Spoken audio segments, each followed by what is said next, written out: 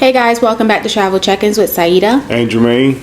Today we are going to be talking to you about what we miss about the U.S. and would we move back to the U.S. at this point. So we've been here probably about 7 months, and now that we've been here a little bit, I think we are evaluating what we like, what we don't like. So in today's video, we'll share what we miss.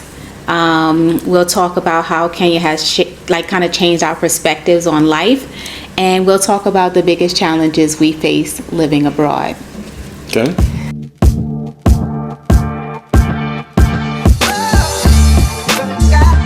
So the first question that I want to tackle is, let's talk about what we miss about the U.S. Well, for me, right, well, first it comes with the grandkids and the kids, right? And then family and friends. You always, miss having these conversations sometimes and seeing them. But also, I got my certain restaurants in back home that the food is not cooked the same. We have different cultures, right? So like the macaroni and cheese and all that kind of stuff, it's not really here like that. So a few of those things. You said you miss the grandkids and you miss baked macaroni and cheese, kind of those traditional Thanksgiving, Christmas dinners. Yeah, like traditional Thanksgiving dinners. We gonna be here for Christmas most likely, right? But I can't cook what I normally would cook here. Why? Well, they don't have the Jimmy Dean sausage and stuff I need for the the stuff and that kind of stuff. Okay, so they don't have the ingredients. Yeah. So a lot of ingredients that we use to cook, a lot of the foods that we've been cooking probably for the past 2 decades are not available here in Nairobi, and they're most likely not going to be available in a lot of the other countries we plan on traveling to, Thailand being one, South Korea being another. A lot of the ingredients we've used to cook some of the meals that we've eaten the last 2 decades are not generally available here overseas. So we miss, and I'm not saying everywhere overseas, but we're in Nairobi and they're not available. Yeah, and be honest with you, a lot of those dishes I say I miss, I can't eat them every day because I get high blood pressure, diabetes, and all that kind of stuff. So it's those meals I miss every once in a while, like the cheap meal kind of thing. Yeah, I do miss those to a certain extent, but it'll be okay because I don't eat them every day anyway. So what do you not miss about the U.S.? The U.S. politics, Trump, Biden, immigration, even though they have immigration issues over here too, things go over here. It's just a lot of sometimes the meaningless conversations, and also I think sometimes in the U.S. we get a little crazy. Yeah. I think we just think everything that we can think of is cool.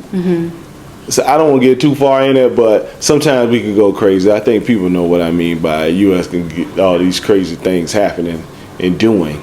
I don't miss all that stuff. Here is nice and simple. I know what I'm going to get for the most part, and that's it. So for me, what I miss most is definitely family, and I think spending some of that family time together.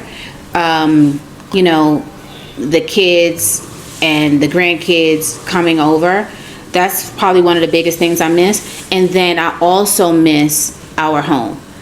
I just do. Lately, pictures have been coming up on my phone or on my Instagram feed, and it'll show when I used to be in my office, because I've been a content creator for a long time, so I have a lot of content from over the years, how our house has changed.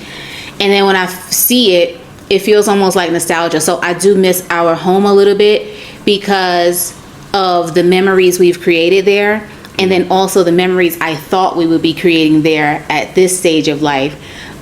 So that's what I miss most about the U.S. So if you plan to move or travel abroad, keep in mind that there are going to be some things that you miss about the U.S.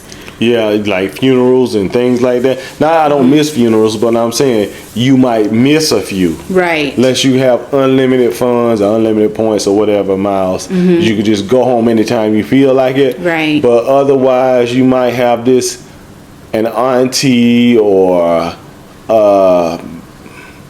another family member or a family friend, their parents, you know, you might have to miss out on a couple of those. It's true. Yeah, which I have missed one since I've been here, right? I mean, those are things you just have to think about. Yeah, when count you up talk the cost. about living abroad. You know, another thing that I don't miss is like I guess like these traditional holiday kind of cultural pressures, and by that I mean, like, you know how in the US we have all these different holidays. Like here we don't know well, we know some of the holidays. You mean mainly consumerism? That's what you're talking about, just being a consumer. Yes. It's like, seems like it's every month you got to buy something is being pushed for something. Whether you got to buy your kids stuff for Valentine's Day, St. Patrick's Day, all of these different things. And then there's different color clothing that comes out at those times of the year. You're wearing all green for St. Patrick's Day, pink and red. Yes, I don't miss consumerism. What do you think your biggest challenges is in Kenya that make you think about moving back home? So the first thing that comes to mind is the noise. And I know it's only noisy because of where we live. I know there are quieter places. But the noise, I think on a day-to-day basis, it's the noise that really makes me want to move elsewhere, not necessarily back to the U.S., but even somewhere different from here. There's a lot of construction going on around here, guys. Like this area is Nairobi is growing by leaps and bounds. So there's construction everywhere. So you have to find those pockets where, there's not a lot of like tall high rises going up, which is further out in the suburbs, but right now we do want to be in the city. So well, they don't have a lot of going on, I don't think, in Lavington and stuff like that. It's just the Westlands for sure. The Westlands got buildings popping up everywhere. So Westlands just has so many buildings being built. You gotta, like, if you want to live in Westlands, you have to find those pockets where they're not building next to the building you're living in the moment. It is Westlands, right? Not the Westlands. Oh yeah, I heard it's Westlands. So. Yeah, you said it right. Has living here changed your perspective on America at all? Perspective, no. But what it has done is got me used to certain things here, and when we went home, I was like, I don't need this in my life really anymore right now. That kind of thing. But really, my perspective on back home, not really, because everything back home there was cool. I thought it was cool then. Yeah. And the stuff I don't think is so cool, I didn't think it was so cool when I was there. So it didn't really change my perspective. It just got me realizing if I don't want it in my life, I don't have to have it. What's another thing that would make or makes you consider moving back to the U.S.?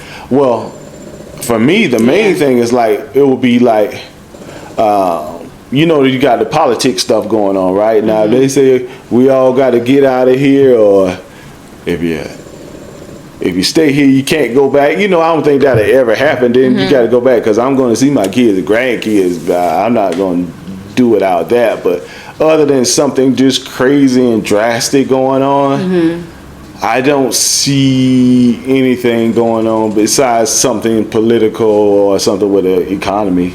Right. Really. Okay, so what would have to change in either Kenya or the U.S. for us to make a permanent decision? Permanent. Off top, right? Right. If Kenya offers citizenship to American citizens in the diaspora, right? Right. Would you, and not contingent upon giving up your citizenship anywhere else, right? Yeah. Well, would you take citizenship? Would you get citizenship here in Kenya? Man, yeah, in a heartbeat. That'll make our lives a whole lot easier here too. It's easier to get in. I mean, even though getting here is pretty easy, right? It's just, okay, now you can stay. You don't have to keep getting these visas or retirement visas and all that. If you get a citizen and you could just stay and do like everybody else, yeah. Yeah, I definitely would take it in a heartbeat. Okay, so do we see ourselves, or let me ask, do you see yourself retiring in Kenya, or is the U.S. still in like your plans for retirement?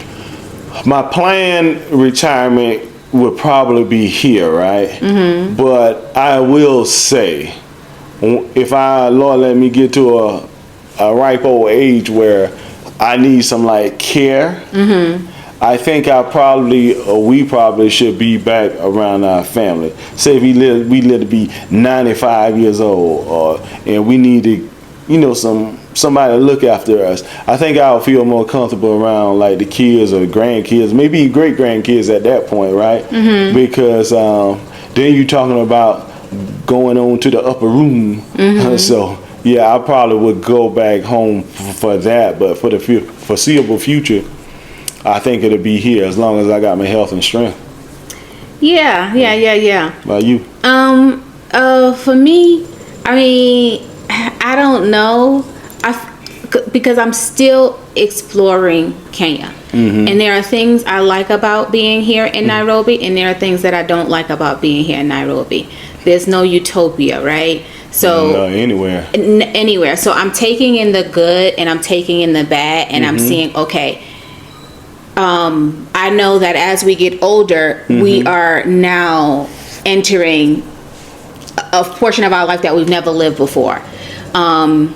So as you get older, right? Yeah. The older you get, there's less things you can do on your own in terms of getting around. You become dependent. So, which makes me think that I would probably go back to the U.S. But again, as Kenya grows and Nairobi changes, then I think in the future we can make those decisions. Now, what would change that if, like, somebody comes over here? Like if our kids or grandkids, one or two of them or a few of them come here, that changes the whole game. Yeah, that just changes everything. Because you could always have a helper that helps you do things around the house, so you can still have like a level of independence here. But you still, I think, as you get older, especially when you're talking about your like upper 80s and 90s and stuff like that, you need someone to be looking over your affairs a little bit, partnering with you in life. And be honest with you, even beyond that, like if I'm in my last days, right, I want to spend around my kids and grandkids, just to be honest with you. Mm-hmm. But that's why we go to the gym. I mean, I don't know the time of day, but I do the best I can, and that's why we here. Yeah, so if you guys are curious about like what it is truly and authentically and transparently like living abroad, this is it. And I know different age brackets watch our channel. Right. So Germaine and I, I'm 47, or did I turn 48? 48. I'm 48, and yeah, my birthday came, I forgot. Yeah. I'm 48, and Germaine is 51, so we're not retired. We are digital nomads, and we're in a different age bracket than somebody who, say, is in their 30s or their late 20s. Right. So we know you guys are going to like look at life a little bit differently, but the goal of our videos and our channel is to not just help you think about your decisions for today, but to also let you see what it can look like when you get, if you say you want to live in another country, and say, because that'll be the next 10 years for those guys, people who are 35, 32. Right. This is what it looks like when you're moving into the 40s and the 50s. You know what I mean? Yes, I know. If I know then what I know now, I did in my like early 20s. Like the one thing I admire about millennials and Gen Zers, they will get up and pack up and move now. And I think that's from their parents too, though. I think they've seen their parents move around, especially like military parents, or Yeah, but military parents. Yeah, but everybody else, we are sedentary. So these kids, like, they move around in their 20s. We ain't move around in our 20s. We out here, man, and having babies. And they have access to the internet, so they see other people. You guys see other people moving around, so. I think it's just like with anything.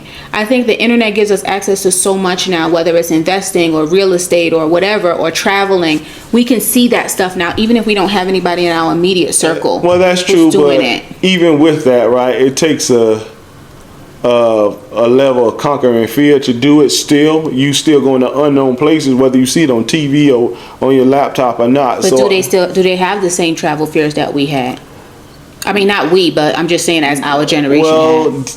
like I said, I admire some things about them because they have a no a fear boldness, thing. yeah. Because we were depending on jobs and we need to retire, have a good job. Like you don't want to go on vacation too long and lose your job. Yeah, these kids, they be like, you know what, They take a job and shove it. Keep it. Yeah. I'm gonna make me my own job. So life is just different, and we just admire that. And we wanted to come on and make this video because living abroad is a big move, a big step, and this is something that Germaine and I thought about doing when our kids were younger. All of our kids are adults now, all 4 of our children are adults, and we did wait until our youngest graduated from high school and started college before we made the decision.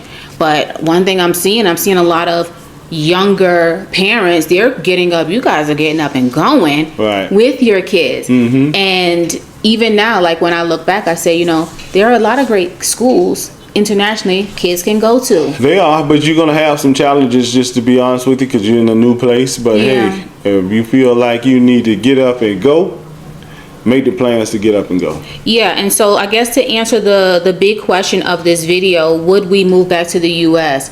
Like, yeah, like, do we feel like we want to go move back to the U.S.? Think about it a second. Do you feel like you want to move back to the U.S.? Do I want to? Yes. Do you want to leave and move back to the U.S.? I don't, because if I felt like it, I would just do it. Yeah. Because it's like we can, really, right? Right. We could move back, was it this year? Move right back into our house, right? Yeah, because her lease is up in August, I think. Right. We could move back, but we don't want to. And like I said, the biggest thing I miss is my house because we haven't gotten settled here. I don't miss that house. I do. Like, we're not settled here. I don't really feel like we have a place yet. That's because where you live. But I'm enjoying the process. Yeah. I'm definitely enjoying the process. Yes. The question is, would you move back though? No. You would never. Wait, right now? No, would you? Would I ever move back to the US? US? I don't think that's what I asked you. You said no. You asked me, do I want to? Okay, so you asked me, the question is, would I move back to the US? Exactly. I would. If something pop off. I might, yeah. Go back. I mean, just have to. I mean, that'd be crazy not to. And plus, sometimes when there's civil unrest in countries, sometimes the UN, the embassy, they tell you have to leave, or they insist that you leave. So we've had that happen to somebody we've known before. Yeah, but not here. The Kenya is like a civilized country. So I know they say third world, but when I see stuff, I don't really see third world. It needs to be another category. Yeah. But would I? Yeah. Yeah, I would move. Do I want to? Yeah, I don't hate US. I mean, that's home. But do you want to? I don't. No, that's why I'm here. No, we got a lot more places we got to see first. Oh, that's true too. Kenya is our home base, but we have a lot more places we want to travel around and see. Moving around again. Yes, so we hope you guys enjoyed this video. If you found the video valuable and informative, make sure you give the video a like for the algorithm. Drop any comments you have down in the comment section, and then also share our video because we're working on getting to 10,000 subscribers. Because when we get to 10,000 subscribers, I think that we will head back to the US and we will get the ancestry DNA testing and come back and do a full video on that, sharing where if it's not available here, then originated. If it's available here, or even South Africa or something like that. Yep. All right, guys. Well, thank you so much for watching this video, and we will catch you guys in the next one. All right. Bye.